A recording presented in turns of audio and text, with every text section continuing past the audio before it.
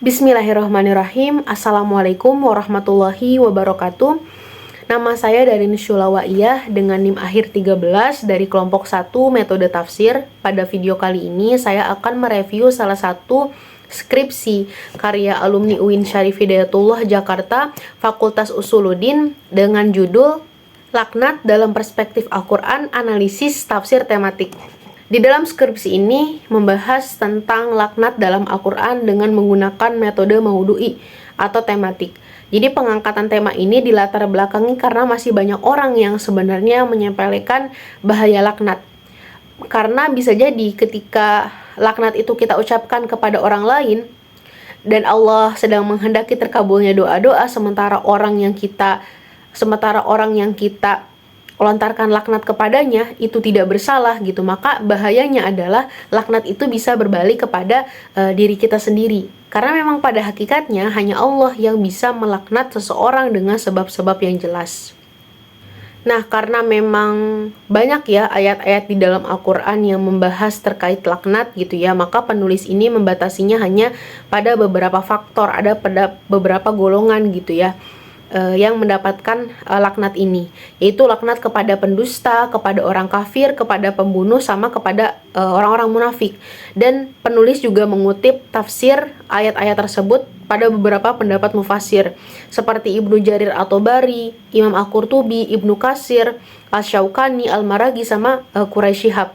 Di dalam bab 1 pendahuluan, penulis mengutip beberapa pendapat terkait definisi laknat itu sendiri.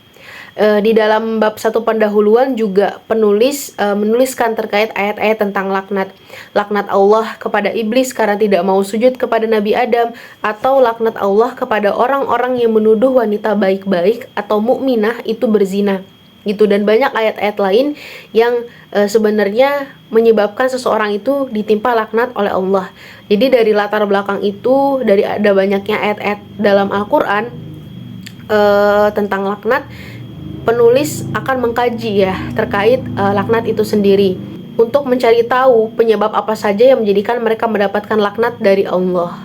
Penelitian dalam skripsi ini tuh bersifat kepustakaan atau library research, yaitu sebuah penelitian menggunakan cara pengumpulan data dan informasi mengenai tema pembahasan.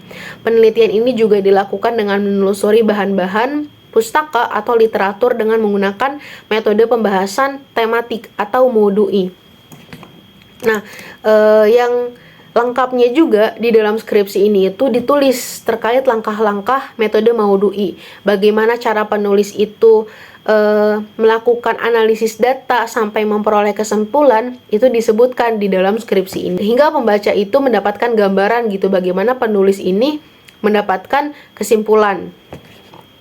Yang kedua terkait sumber data. Sumber datanya pasti langsung dari Al-Quran, karena tidak membahas dari salah satu pendapat mufassir atau salah satu kitab tafsir, jadi memang dari Al-Qurannya langsung. Dan sumber data sekundernya juga adalah referensi-referensi lain yang berkaitan dengan topik penelitian penulis. Di dalam skripsi pastinya itu ada kelebihan dan kekurangan. Jadi kelebihan dari skripsi ini tentang laknat dalam perspektif Al-Quran, analisis tafsir tematik yang saya amati, pertama, pembahasan dalam latar belakang ini baru untuk saya pribadi. Karena memang merujuk pada tinjauan pustaka dalam skripsi ini, itu nggak banyak yang membahas terkait laknat. Ada yang membahas terkait laknat, tapi difokuskan pada laknat suap menyuap gitu. Jadi skripsi ini sebenarnya membahas bahasan yang luas ya terkait laknat itu sendiri. Namun memang tetap dibatasi pada beberapa golongan tertentu. Yang kedua, rumusan masalah ini pun jelas hingga tidak melebar kemana-mana gitu sebenarnya pembahasannya. Nah, metode pembahasannya ini adalah metode yang tepat juga, yaitu metode maudu'i. Penulis ini menghimpun ayat-ayat terkait laknat dan juga memperhatikan aspek-aspek penting dalam penulisan tafsir, lalu menganalisis ayat itu dan menyimpulkannya. Nah, kelebihannya juga penulis mencantumkan itu tadi, metode analisis datanya. Bagaimana penulis mendapatkan data, menganalisis data hingga memperoleh kesimpulan, itu penulis tulis di dalam skripsinya. Hingga pembaca ini mendapatkan gambaran gitu, bagaimana penulis ini mencapai suatu kesimpulan. Dan kekurangan yang saya amati dari skripsi ini, yang pertama, karena memang menggunakan metode maudu'i yang terfokus pada topik tertentu, itu penulis tuh hanya membahas satu ayat tapi tidak menyeluruh. Karena kan kalau metode-metode lain itu kan pembahasan satu ayat tapi bisa menyambungkan dengan ayat yang lain atau menghubungkan dengan ayat yang lain. Tapi kalau metode maudu'i ya sebatas pada ayat itu aja, ayat yang membahas tentang itu saja gitu. Nah, itu dari segi kekurangan metode ini. Nah, jadi pemahaman yang didapat pun kurang luas. Nah, yang kedua, menurut saya dari segi judul awalnya kan laknat dalam perspektif Al-Quran atau analisis tafsir tematik.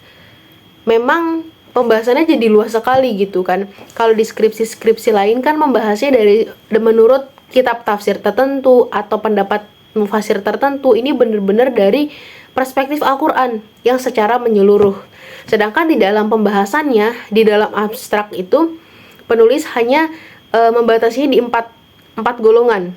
Laknat kepada pendusta, kepada orang munafik, kepada orang kafir, dan kepada pembunuh. Karena judul skripsinya itu terlalu luas, sedangkan pembahasan di dalamnya yang tercantum di dalam abstrak hanya kepada 4 golongan, kepada pembunuh, pendusta, orang munafik, sama orang kafir. Jadi judulnya ini kayak terlalu luas gitu ya, tidak sesuai dengan pembahasannya.